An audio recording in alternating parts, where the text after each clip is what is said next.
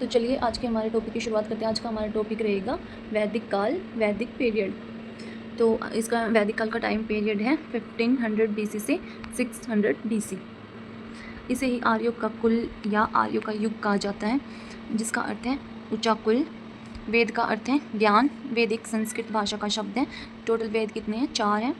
First है Rigveda, second है Samaveda, third है यजुर्वेद, फोर्थ है अथर्ववेद।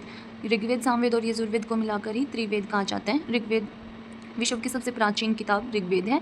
सामवेद है संगीत के लिए, संगीत की सबसे प्राचीन किताब सामवेद है। धार्मिक क्रियाकलाप पर प्राचीन किताब यजुर्वेद है। और तंत्र मंत्र की सबसे पुरानी किताब जो है वो अथर्ववेद है। फिर आते हैं ऋग्वेद। आर्यों की जानकारी प्राप्त होती है किस वेद से? ऋग्वेद से। इसमें हमें 10 मंडल मिले हैं। जो 2 से 9 तक हैं उसमें पुराने मंडल है, और जो 1 और 10 है उसमें नए मंडल हैं। फिर आता है वैदिक काल, आर्यों का भूगोल। वैदिक काल को ही आर्यों का भूगोल कहा जाता है। आर्य लोग उत्तरी पश्चिमी भारत में रहे थे, जिनका क्षेत्र था पंजाब, हरियाणा और उत्तर प्रदेश। जो पश्चिमी उत्तर प्रदेश है वो।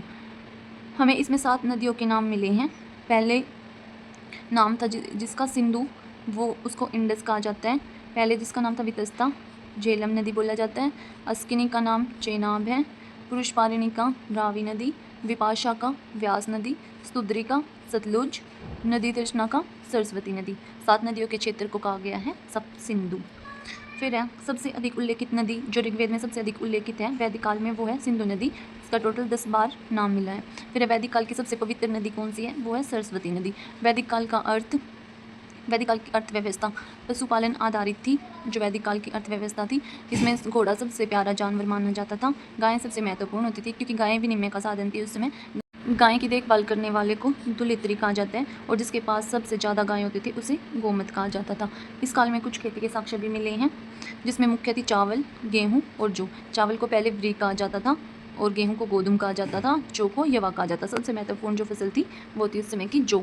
फिर आते हैं वैदिक काल में प्राप्त धातु। कौन कौन सी धातु हमें वैदिक काल से मिली है? तो हमें मिली है आयरन, मतलब कि लोहा, जिसे पहले श्यामा कहा जाता था। सोना मिला है, जिसे हिरण्य कहा जाता था। कॉपर और तांबा मिला है, जिसे अयाश कहा जाता था। फिर विश्व का फर्स्ट टैक्स इसी काल में मिला है, जिसका नाम था बाली, जो एक उत्पादन पर लगाए जाने वाला कर होता था। वैदिक काल की धार्मिक जीवन की जो वो थी 33 देवी देवताओं के नाम मिले हैं, जिसमें से जो मुख्य देवता हैं वो हैं इंद्र, जिसे बरसात का देवता कहा जाता है। इंद्र के हाथी का नाम था ऐरावत। सेकंड है अग्नि, जिसे आग का देवता कहा जाता है। थर्ड है वरुण, जिसे हवा या श्रृंगार का देवता कहा जाता है। फोर्थ है सोम, जिसे नशीले पदार्थों का देवता कहा जाता है। और फिफ्थ है सावित्री, जिसे सूर्य का देवता कहा जाता है। ठीक है। जो इंद्र था उसे प्रिंदर भी कहा गया है, जिसका मीनिंग होता है किलों को तोड़ने वाला। फिर है ऋग्वैदिक के 3rd मंडल में गायत्री मंडल प्राप्त हुआ है। ऋग्वैद काल का कौन सा मंडल था जिससे हमें गायत्री मंत्र मिला है? तो वो है 3rd मंडल, जो भगवान सूर्य को समर्पित है। और गायत्री मंडल के रचयिता कौन है? महर्षि विश्वामित्र। ऋग्वेद में 108 उपनिवेश मिले हैं। टोटल कितने उपनिवेश मिले हैं? 108। 108 जो उपनिवेश मिले हैं उनमें से एक था मुंडुक उपनिवेश।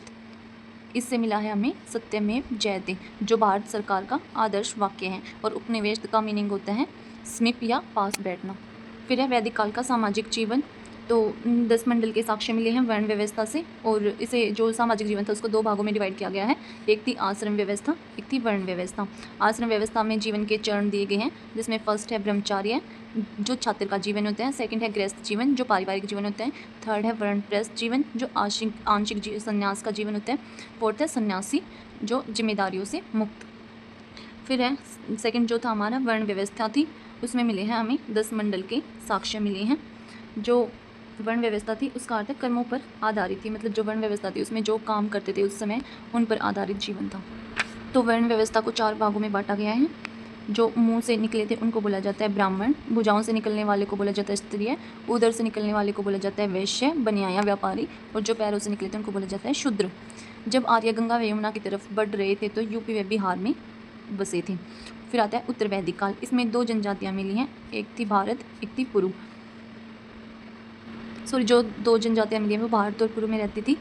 जहाँ रहते थे उसको बोलते थे कुरु। कुरु स्थान का नाम था। कुरु की कैपिटल थी, फर्स्ट थी हस्तिनापुर, सेकंड थी इंद्रप्रस्थ, जो कि दिल्ली में है। हस्तिनापुर यूपी में है। फिर उत्तर वैदिक काल था, जो उसमें जो 2-3 बुक्स मिली हैं जो इम्पोर्टेंट हैं। फर्स्ट थी महाभारत, जो वेद व्यास जिसके लेखक थे। सेकंड थी रामायण, जिसके वाल्मीकि लेखक थे। थर्ड थी मनुलिपि, जिसके राजा मनु लेखक थे। जो मनुलिपि थी वो कानून के ऊपर थी। जो महाभारत थी उसका रियल नेम है जय संहिता, और विश्व का सर्वाधिक सबसे बड़ा ग्रंथ महाभारत ही है, और रामायण जो है वो सबसे पुराना ग्रंथ है। और इन तीनों किताबों की भाषा सेम ही थी, मतलब संस्कृत भाषा में लिखी गई थी, महाभारत भी, रामायण भी और मनुलिपि भी। तो जो विश्व का सबसे बड़ा ग्रंथ है वो है महाभारत।